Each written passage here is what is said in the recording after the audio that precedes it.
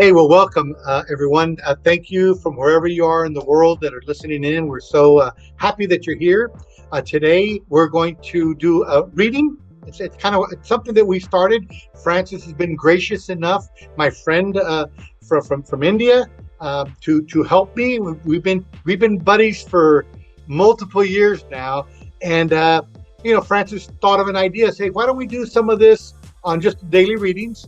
Just kind of review the reading, kind of share what we think about it so that people maybe going to work or at home, whatever, they can just listen to the reading and then hear just a little dialogue on it. Almost like church, where at church you hear the priest gives a homily. It's kind of what we're doing. We're kind of just giving, I don't know if you call it a homily, but we kind of give our thoughts on what we got out of it. Here's the good news. There's no wrong interpretation. When you're there listening to the gospel or the first reading or listening to one of the readings, man, whatever comes to you through the Holy Spirit, that's right. It's like, that's just it. And all we're going to do here is kind of share what that is. So with that, this is Francis, my friend. This is my wife, Linda. We're going to be trying to put a third person who's going to be joining Francis and I so that we can have just different perspectives on the first readings and the gospels. Basically the readings for the day. The readings that we're going to have today are going to be for Wednesday, July 9th is the readings that we're going to have. The first reading is going to come from Genesis. Now this is interesting. So take note of this. It's Genesis 41, 55 through 57, 52, chapter 52, verse 5 through 7. And chapter 42, verses 17 through 24. Wow. Sometimes you think when you're hearing the reading is about one little segment in the Bible, in the Old Testament. In this case, no, it is all from chapter 41 and chapter 42. Some people don't realize that. When they go to church, they're just hearing the priest talk. Well, unless you study the reading, you would not have realized that, oh, wait, they're taking a section from chapter 41 and then taking two sections from 42 and they're putting them together. And this is kind of what's that? I didn't know that. Yeah, so that gets confusing sometimes. Yeah. You don't know, if you're there just going to church and you're hearing it, you're thinking, oh, that's one verse from the Bible. Here, there are three different segments. But two different chapters kind of put together. And that's kind of why we want to have this discussion, to kind of share things like that. And then also try to share sometimes the story before this story. In other words, and that's what Francis and I are going to try to do is, Francis did a great job the other day. He brought up other components that weren't on our reading, but brought context to it because it's part of that chapter, but the earlier chapters that maybe we hadn't read in a year.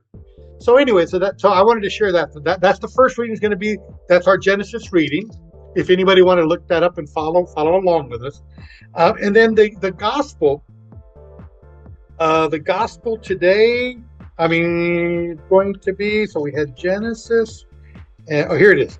And the gospel is going to be Matthew chapter 10, verses 1 through 7, if you're following along. But here's the great news. You don't really have to, because we're going to read the reading and the gospel to you.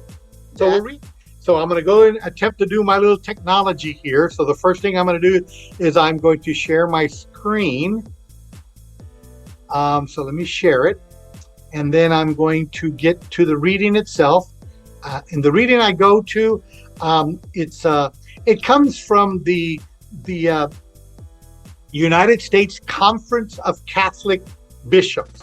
Anybody can look this up anywhere in the world. And what it does, it's a recording of the readings for the day. Here you can see Wednesday, July the 9th are the readings. So I'm going to go ahead and pause right now so that we can hear the reading and we can concentrate, meditate, and then we'll come back and talk about it. Here we go.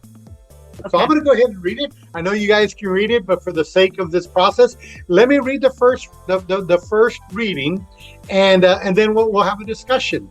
So Let me begin right off the bat. So when hunger came to be felt throughout the land of Egypt, and the people cried to Pharaoh for bread, and the Pharaoh directed all the Egyptians to go to Joseph and do whatever he told them. When the famine had spread throughout the land, Joseph opened all the cities that had grain and rationed it to the Egyptians. Since the famine had gripped the land of Egypt, in fact, all the world came to Joseph to obtain rations of grain, for famine had gripped the whole world. The sons of Israel were among those who came to procure rations. It was Joseph, as governor of the country, who dispensed the rations to all the people. When Joseph's brothers came and knelt down before him with their faces to the ground, he recognized them as soon as he saw them. But Joseph concealed his own identity from them and spoke sternly to them. With that, he locked them up in the guardhouse for 3 days.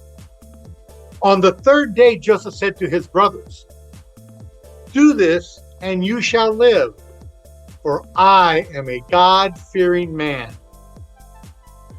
You've been honest. Only one of your brothers need to be confined in this prison, while the rest of you may go and take home provisions for your starving families. But you must come back to me with your youngest brother. Your words will thus be verified, and you will not die." To this they agreed. To one another, however, they said, "Alas, we are being punished because of our brother. We saw the anguish of his heart when he pleaded with us, yet we paid no heed. That is why this anguish had now come upon us." Reuben broke in. "Did I not tell you not to do wrong to the boy? But you would not listen. Now comes the reckoning of his blood." The brothers did not know, of course, that Joseph understood what they said, since he had spoke with them through an interpreter. And turning away from them, he wept. Okay, so there was a reading, the first reading. As we were mentioning earlier, there's a lot that happens before this reading. For example, there's stories about the brothers. So let me do the best I can to do a summary. Jacob, who eventually became Israel, had 12 sons. He had them from 4 different women, 2 of his wives and 2 of his concubines. I think I'm saying that right. Slaves, the slaves so between the 4 women, he had 12 children. The 11th child was Joseph. Okay. Well, Jacob, since Joseph was the eldest, Joseph and then Benjamin, the 11th and the 12th, were from Rachel, the one he really did love. There's a long story about Leah, his first wife. We'll save that for another time, because it's a long story. But bottom line is that Jacob / Israel favored the 11th son. He favored Joseph, so much so that he bought him a special coat.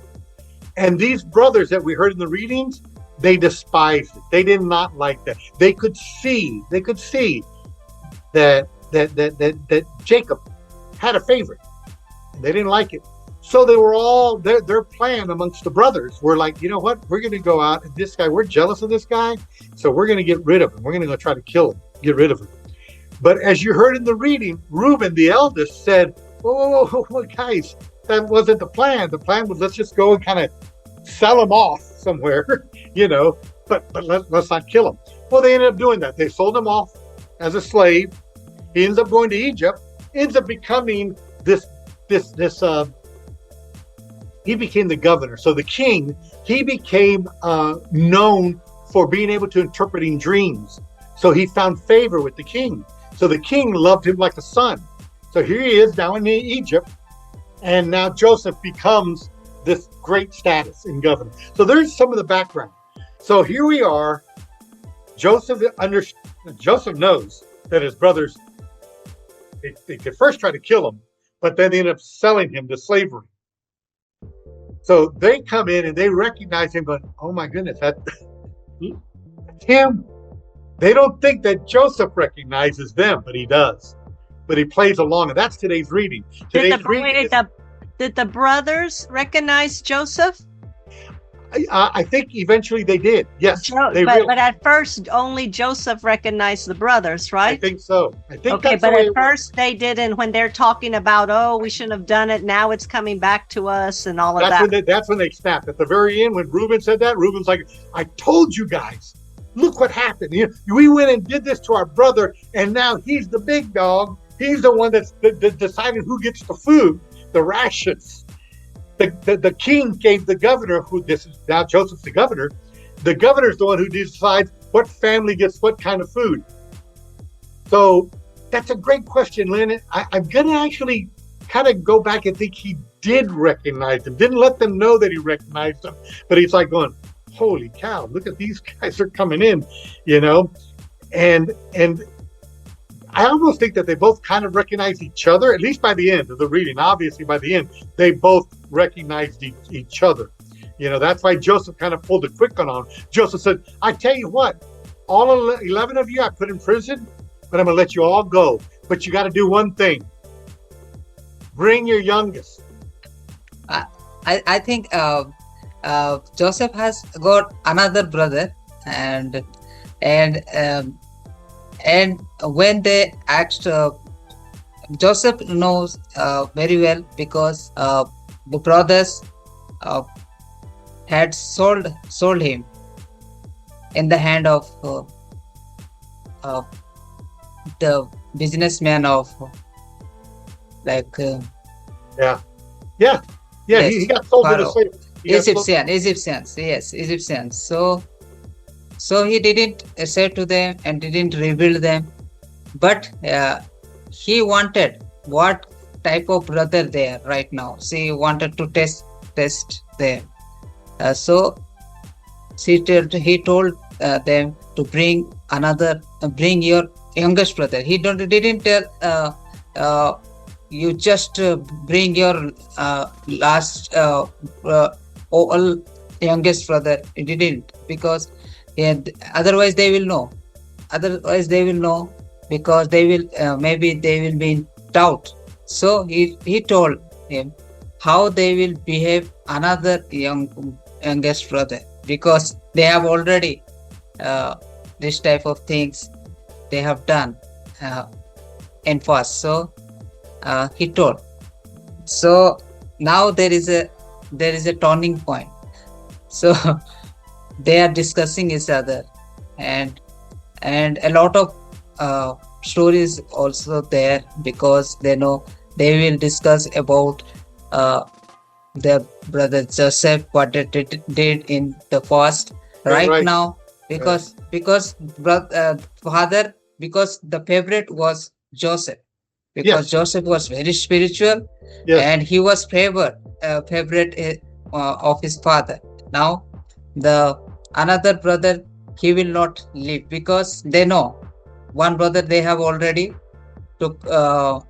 did not take the responsible for the brother. So father is always thinking of Joseph. Right. So back to Linda's point, though. So he did request, go bring Benjamin, and Benjamin's that's his brother from the same mother. Ah, okay. So that's his real brother. Maybe that's why. Yeah. Maybe that's why I was like, bring me my youngest brother. And I think then they all realized it. So for the second time, so thank you. Great discussion.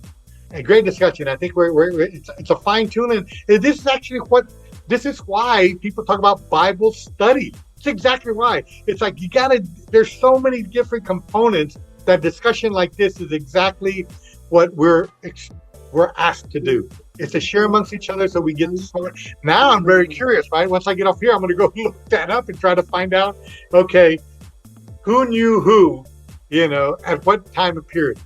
So for the sake of time, let me jump to the end, because the end's not shown here. At the end, because he ends up forgiving the brothers. I mean, and that's another one of those things. In this reading, we don't get that. So if you went to Mass and you heard this reading and you hear the very end, well, you wouldn't know, unless we're here talking about it, that the good news is eventually not only did the brother come back, all the family came back. The entire, including the father.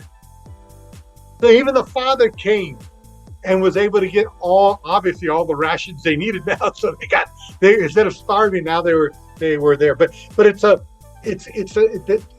long story made short comes to forgiveness.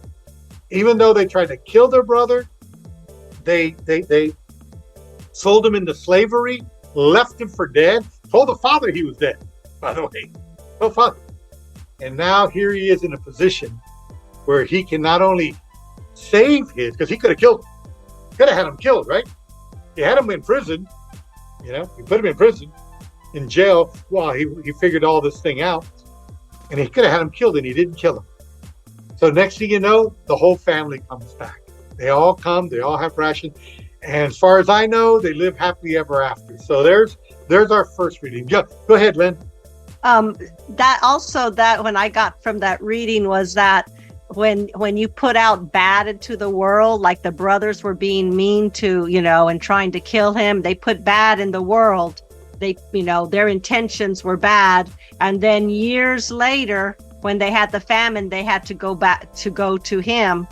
And he could have, they put out all this bad stuff. He could have gone and just done the same thing. But instead of that, he chose to have good intentions and give them good intentions. And because of that forgiveness, he forgave all his family, got back together. So that's a good example of you put bad intentions, or you do things with bad intentions, it can come back badly for you. But if there's somebody on the other side that's trying to do forgiveness and put out good intentions, in the end, it'll work out better.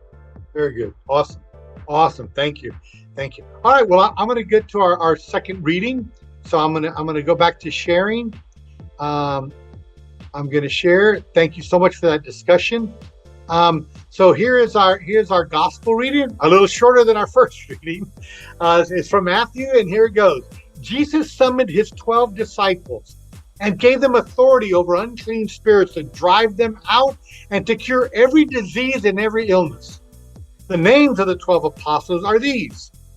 First, Simon called Peter and his brother Andrew, James, the son of Zebedee, and his brother John, Philip and Bartholomew, Thomas and Matthew, the tax collector, James, the son of Alphaeus, and Thaddeus, Simon of Canaan, and Judas Iscariot, who betrayed Jesus. Is Simon the Canaan? Jesus sent out these 12 after instructing them thus. Do not go into pagan territory or enter Samaritan town. Go rather to the lost sheep of the house of Israel. As you go, make this proclamation: the kingdom of heaven is at hand. All right. Sorry about that, Lynn. I just wanted to. I forgot you were reading, right? Yeah, I wanted to complete the gospel. That's okay. No worries. Okay, go ahead, Lynn. What was your question? It's Simon the Canaan. Is that Z from The Chosen? Simon the. Yes, he's the zealot. Okay. He's a zealot, separate from Simon, who ended up becoming Peter. Okay. But good question, though. Great question. So I'll give just kind of my top line here is,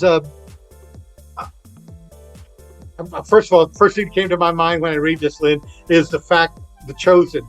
If you all haven't seen it, my wife and I are biased. We like The Chosen, and so I like it because it almost gives a personality to all of these, to these disciples. But the meat that I got out of this, the biggest meat, was Jesus again is telling them, for them to go out, and he did this multiple times. The first time he sent them out 2 by 2. Remember, then Then later on, he sent out 70 or two, depending on what gospel you read. But then more sent out, all to do the same thing. One thing that sticks with me when I hear this is we are those disciples also. You know, meaning that this gospel is about us also. Jesus is asking us to do exactly the same thing he asked the disciples. And remember, we talked about this before. You know, disciples were the ones as students, and then you become an apostle when you're sent out to spread the word. So these disciples in this action become apostles, and we're being asked to be apostles. We're being asked to go out and spread the word. So I'll come back to this screen here and just ask, Linda, as our guest, what were your thoughts that came to mind, on this reading? That I was thinking of The Chosen, the movie The Chosen, when he was sending them out, and he sent all the 2 by 2. So that was the picture that was going in my mind when you were reading. That's why I asked if the other one was Z, but he sent them all together for them to talk and to preach. But he said only to the people that believe, or right? He said only to the other Jewish people or people that know God but maybe have fallen away a little bit. I like. Yeah. Okay. Oh no, I love that, because that's a one. It's in other passages that we've read. They talk about when you go out and you're welcomed. Bless the house, enter the house, and stay there for whatever time it takes you. But if somebody says, don't want you, get lost, then they are supposed to walk out, shake the dust off their sandals, and move on. And my interpretation to that is basically, there's so many people in the world that don't even know about Jesus, that let's spend our time with people that are willing to at least open their door, versus somebody says, no, I don't care what you say. I've already had people come and talk to me about. It's like, man, my interpretation of what you're talking about, Linda, is like Jesus basically saying, man, don't waste your time. Don't waste your time with those people, which I used to think the opposite. I always thought, me as a good Christian, I was supposed to not force people, but almost just pound them until they realize Jesus is real. But that's a turnoff to lots of people. It is. That's if somebody comes up to me, I'm just like, to me, it doesn't, it makes me not want to listen, if they're just pushing it. And I believe, and I'm a person that believes in that. But when somebody comes up to me so aggressively like that, if I didn't believe, if I was a person that was on the fence, I would go the opposite way, because it was like, that's, what's cool about what you just said is that I've been there where I was a little more too hardcore on them, and they kind of, to your point, they kind of brushed away. I've actually in my personal life have had someone who I tried to bring, didn't want to come, and I tried to let it go. And later years, they come back and now become interested. It's almost like they were now ready. Either something happened in their life or something. But anyway, what are your thoughts, Francis, when you hear this gospel? Professor, I got to know that in this gospel and fast reading, they are very similar, because there is like that God's chosen, because Joseph was the chosen to be the ruler over all the nation and over his own brother, because he got the dream one day and he revealed the brother all like that bowing down to me. Then there is a story, but they all got jealous because he's the youngest and we are the elder than him, and how can we bow down in front of him? So it was like that, and at last he was chosen. He got the ruler, governor position, and all they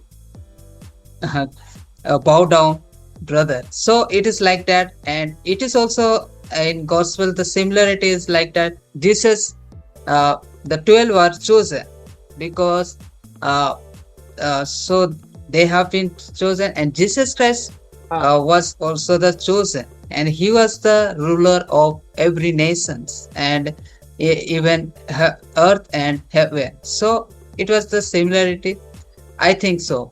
And so You know, it's thank you, interesting Professor. the way you bring it up. The way you bring it up is you use the term Linda and I were talking about in the show The Chosen. You're talking about how they were chosen, which is awesome because I truly believe in my heart now that we have been chosen. We, we've been chosen. We've been chosen to do exactly like you said. We're to be Joseph. We're supposed to be those apostles. We are those people. But anyway, thank you for your input. Thank you all for listening in. Thank you so much, Francis, for your input. Thank you, Linda, for joining us today. May God bless you, and y'all have a great day. God bless you until next time. Thank you.